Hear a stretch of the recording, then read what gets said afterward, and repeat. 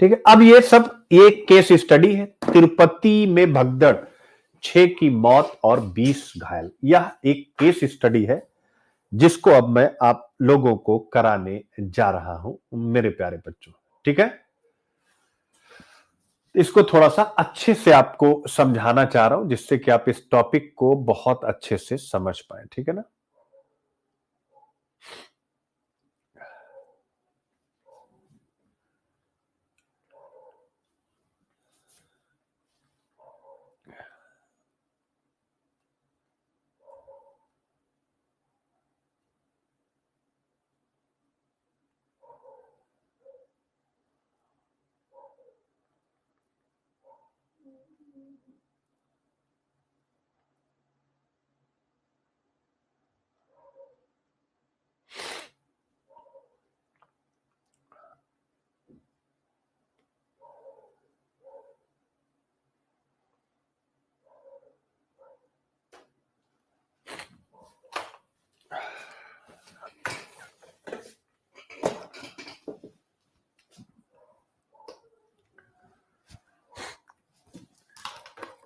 तिरुपति में भगदड़, 6 की मौत 20 घायल। द हिंदू, बड़ी दुख भरी खबर ये। और आपको बनना है आईएएस तो स्वाभाविक है इस पर एक केस स्टडी अगर हम लोग कर लें तो आप बेहतर ढंग से इसका इस्तेमाल कर पाएंगे। ये अच्छा टॉपिक। तिरुपति में बुधवार शाम को तिरुमाला मंदिर में वैकुंठ एकादशी उत्सव के लिए टिकट वितरण हो रहा था और उसी दौरान यहां पर मच गई भगदड़ और इतने लोग घायल हो गए, इतने लोगों की मृत्यु हो गई। डेटा आपके सामने। अब आप डीएम, ऑब्वियस है यहां कोई न कोई डीएम होगा। ऐसे ही आप भी किसी क्षेत्र में जब डीएम होंगे, धार्मिक स्थल हर जगह है, तो एथिक्स की केस स्टडी मैंने बनाई है, चाहे वो यूपीएससी के लिए हो, चाहे वह यूपी पीसीएस के लिए हो। मैंने एक केस स्टडी बनाई है कि आप एक जिलाधिकारी यानी डिस्ट्रिक्ट मजिस्ट्रेट है और आपके जिले में एक प्रसिद्ध धार्मिक स्थल पर एक बड़ा हादसा हो गया जिसमें भगदड़ के कारण 6 लोगों की मृत्यु और 20 लोग गंभीर रूप से घायल हो गए। यानी मैंने एज इट इज वही कंटेंट लिया। देखिए कैसे इसको चेंज करता हूं। घटना एक प्रमुख मंदिर में उत्सव के दौरान हुई जब श्रद्धालु टिकट प्राप्त करने के लिए बड़ी संख्या में एकत्र हुए। ध्यान से सुनिएगा, इसको ऑब्जर्व करते चलेंगे तभी केस स्टडी कर पाएंगे। घटना के बाद मीडिया, विपक्षी दलों और नागरिक समाज ने प्रशासन की विफलता पर सवाल उठाए। मुख्यमंत्री ने कठोर कार्रवाई के निर्देश दिए हैं और आपकी जिम्मेदारी है कि आप निष्पक्ष जांच करें, यानी उन्होंने कहा, और दोषियों के खिलाफ कार्रवाई करें।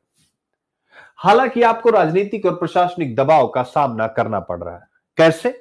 नंबर 1, कुछ प्रभावशाली लोगों द्वारा आप पर दबाव डाला जा रहा है कि मामले को दबा दिया जाए क्योंकि इससे सरकार और कुछ उच्च अधिकारियों की छवि धूमिल हो सकती है।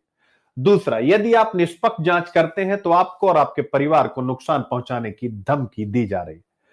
तीसरा, आपका संभावित ट्रांसफर भी एक विकल्प के रूप में सामने रखा गया है और आपकी पारिवारिक स्थिति ऐसी है कि आपको स्थायित्व की आवश्यकता है। चौथा, यदि आप नैतिक मूल्यों को प्राथमिकता देते हैं तो आपको व्यक्तिगत और व्यावसायिक रूप से गंभीर परिणामों का सामना करना पड़ सकता है। अब आप जरा इस केस को देखिए। मैं एक बार हट रहा हूं स्क्रीन से, आप इस केस को जरा गहराई से अध्ययन कीजिए, फटाफट इसका अध्ययन कीजिए, देन मैं फिर इसको और अच्छे से आपके समक्ष रखूं, क्योंकि केस स्टडी में जब तक आप ऑब्जर्वेशन नहीं करते हैं तब तक उसका मजा।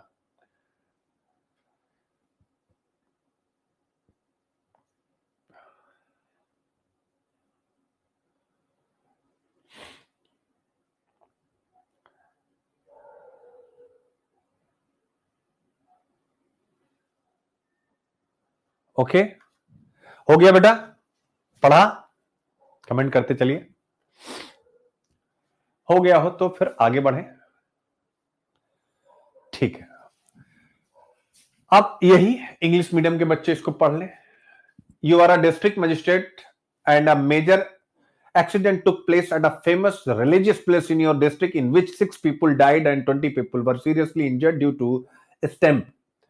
The incident took place during the festivities at a prominent temple. When devotees gathered in large number to receive the ticket, the incident has prompted the media, opposition parties, and civil society to question the administration failure. The chief minister has directed strict action and it is your responsibility to conduct an impartial investigation and take action against the guilty. However, you are facing political and administrative pressure. Number one, you are being pressurized by some influential people to suppress the matter as it may tarnish the image of the government and some higher officials. If you conduct a fair investigation, you and your family are being threatened with harm. Third, your possible transfer is also put forward as an option, and your family situation is such that you need permanence. If you prioritize moral values, you may face serious consequences personally and professionally. चलें आगे बढ़े, देखते हैं। अब देखिए, सबसे पहले case study में क्या होता है कि आपको सर्च करिए कि भाई क्या एथिकल डायलेमा पूछता है वो, कि आपके सामने क्या नैतिक दुविधा है। तो नैतिक दुविधा क्या होती है, सबसे पहले ये जानना है कि भाई हम कौन सा पक्ष चूज करें, अपनी व्यक्तिगत और पारिवारिक सुरक्षा बनाम प्रशासनिक ईमानदारी। ऑब्वियस है कि हम प्रशासन में ईमानदार रहें या अपनी प्रोफेशनल जो भी हमारे आउटकम्स हैं उस पर हम ध्यान दें कि भाई हमें कोई नुकसान ना पहुंचाए। तो पहला मुद्दा हमेशा होता है personal and family safety versus administrative integrity. अब वो अलग बात है, आप कौन सा चूज करते हैं वो अलग चीज होता है, वही हमारा आंसर होता है, वही जीएस पेपर और एथिक्स के द्वारा आपका चेक किया जाता है कि आप में इंटीग्रिटी कितनी है, आपके मोरल कितने स्ट्रांग है। दूसरा, न्याय एवं निष्पक्षता बनाम सत्ता एवं प्रभावशाली लोगों का दबाव। Justice and fairness versus pressure from power and influential people. हो ही गया भाई, दबाव भी है और आपको जस्टिस भी करना है। दीर्घकालिक सामाजिक हित बनाम अल्पकालिक व्यक्तिगत हित, यानी long term social interest versus short term personal interest. तो ये भी एक मुद्दा है कि भाई क्या हम अपना लाभ देखें या हम ऐसी रिपोर्ट दें कि जिससे कि भविष्य में यहां पर कोई घटना ना घटे। Administrative responsibility versus political interference, यानी प्रशासनिक जिम्मेदारी बनाम राजनीतिक हस्तक्षेप, कि हमको अपनी जिम्मेदारी निभाना है या पॉलिटिकल इंटरवेंशन के तहत प्रभावित हो जाना है। तो नहीं। अब आता है संभावित कार्रवाई, यानी जो आपसे यूपीएससी प्रश्न पूछता है, आप देखेंगे वो खुद ही कहता है कि इसके प्रोस क्या है, कॉन्स क्या है, जो भी विकल्प आप चूज करते हैं। तो केस स्टडी सॉल्व करते समय केवल जैसे यहां लिखा हुआ इसी से काम नहीं चलता है, वो लेक्चर के द्वारा मैं आपको समझाऊंगा। यानी जैसे विकल्प, दबाव में आकर मामले को दबा देना। अमूमन एक विकल्प यूपीएससी भी ऐसा रखता है कि भाई आप उनकी बात मान लीजिए, तो दबाव में आकर मामले को दबा देना, फिर इसके बाद इसका प्रोस क्या है, कॉन्स क्या है, सकारात्मक पक्ष क्या है, या इसे हम कहें गुण क्या है, और उसके बाद दोष क्या है। तो गुण है परिवार और व्यक्तिगत सुरक्षा बनी रहेगी, ऑब्वियस है। प्रशासनिक स्थायित्व, यानी आपका ट्रांसफर नहीं होगा, ट्रांसफर सत्ता में बैठे लोगों से अच्छे संबंध बन सकते हैं, ये आपका। लेकिन नकारात्मक पक्ष क्या है, अब यहीं से आएगा सिविल सेवा के बुनियादी मूल्य यूनिट नंबर 3 जीएस पेपर 4 की, कि भाई हमारा तो चयन हुआ था ना बुनियादी मूल्य सत्यनिष्ठा की रक्षा करने की। जो भी वंचित हैं, कमजोर, उनके प्रति इंपैथी, समानुभूति के लिए। और ये सब कौन है, जिनको नुकसान हुआ, कंपैशन, करुणा, ये सिविल सेवा के फंडामेंटल वैल्यूज है। तो आप लिखेंगे कि अगर मैंने यह विकल्प अपनाया तो यह न्याय से समझौता होगा और पीड़ितों को न्याय नहीं मिलेगा, और इससे प्रशासनिक निष्पक्षता और ईमानदारी पर प्रश्न उठेगा। लॉ एंड ऑर्डर की स्थिति भी बिगड़ सकती है, इससे भविष्य में भ्रष्टाचार को बढ़ावा मिलेगा। और अगर ऐसा होता है तो सिविल सेवा के बुनियादी मूल्य जो मैंने आपको बताए, सत्यनिष्ठा, कंपैशन, इन सब का हनन होगा। आप ऐसा लिखेंगे तो आपने सिलेबस भी डाल दिया, एग्जामिनर मस्त हो गया। मजा आया कि नहीं मजा आया, और जहां जरूरत हुआ वही डाला, पहले में डालने की जरूरत ही नहीं थी। तो पॉजिटिव एस्पेक्ट्स, नेगेटिव एस्पेक्ट्स आपके सामने, आप संभावित कार्रवाई। दूसरा, विकल्प 2, नैतिक मूल्य और न्याय को प्राथमिकता देना। सकारात्मक पक्ष क्या होगा, प्रशासनिक ईमानदारी और नैतिकता बनी रहेगी, बिल्कुल सही बात है। दोषियों के खिलाफ कार्रवाई होने से भविष्य में ऐसी घटनाओं की पुनरावृत्ति रोकी जा सकेगी। आम जनता का प्रशासन पर विश्वास बढ़ेगा, लॉ एंड ऑर्डर मजबूत होगा। तो ये बिल्कुल सही है। नकारात्मक पक्ष क्या है, इससे व्यक्तिगत और पारिवारिक सुरक्षा खतरे में आ सकती है, और राजनीतिक दबाव के कारण ट्रांसफर या अन्य प्रतिकूल परिणाम हो सकते हैं, जो अक्सर होते हैं। तो ऑप्शन 2 आपके सामने है, देख सकते हैं। अब आता है विकल्प 3, चूंकि आपको विकल्प चुनने। विकल्प 3, रणनीतिक और व्यवहारिक दृष्टिकोण अपनाना सबसे उपयुक्त विकल्प। कैसे, यानी साइंटिफिक। अब दूसरा वाला इमोशनल। पहला, कानूनी रूप से सशक्त कार्रवाई, और दूसरा सुरक्षा उपायों को मजबूत करना। आप देख सकते हैं यानी हम किसी को मना नहीं कर रहे हैं। आप क्या कर रहे हैं? एक साइंटिफिक कदम उठा रहे हैं, पहला। और दूसरा कोर्स ऑफ एक्शन क्या है, उसके अंदर क्या क्या करेंगे वो अलग। तो कानूनी रूप से सशक्त कार्रवाई, यानी घटना की जांच के लिए स्वतंत्र समिति हम गठित करेंगे। जांच रिपोर्ट सार्वजनिक करें, यानी मीडिया में, और सभी दोषियों को न्यायिक प्रक्रिया में लाएं, और सीसीटीवी फुटेज और प्रत्यक्षदर्शियों के बयान के आधार पर निष्पक्ष जांच करें। अब इसके क्या गुण होंगे, क्या इसके दोष होंगे, ऑब्वियस है। ये सारी चीजें बहुत महत्वपूर्ण है बच्चों। ठीक है। संभावित कार्रवाई में तीसरा, सुरक्षा उपायों को मजबूत करना, यानी अपनी सुरक्षा और परिवार की सुरक्षा सुनिश्चित करने के लिए पुलिस सुरक्षा की मांग करना। धमकियों के खिलाफ एफआईआर दर्ज करें और दोषियों को चिन्हित करें, और मीडिया और सिविल सोसाइटी को साथ जोड़कर ट्रांसपेरेंसी बनाए रखें। तीसरा, राजनीतिक दबाव को संतुलित करना, वरिष्ठ अधिकारियों और मुख्यमंत्री को वस्तु स्थिति से अवगत कराना। यदि ट्रांसफर होता है तो भी उसे स्वीकार करते हुए संविधान और कानून के दायरे में रहकर कार्य करना। सोशल मीडिया और जनता के समर्थन से निष्पक्ष जांच सुनिश्चित करना, यह आपकी तीसरी कार्रवाई।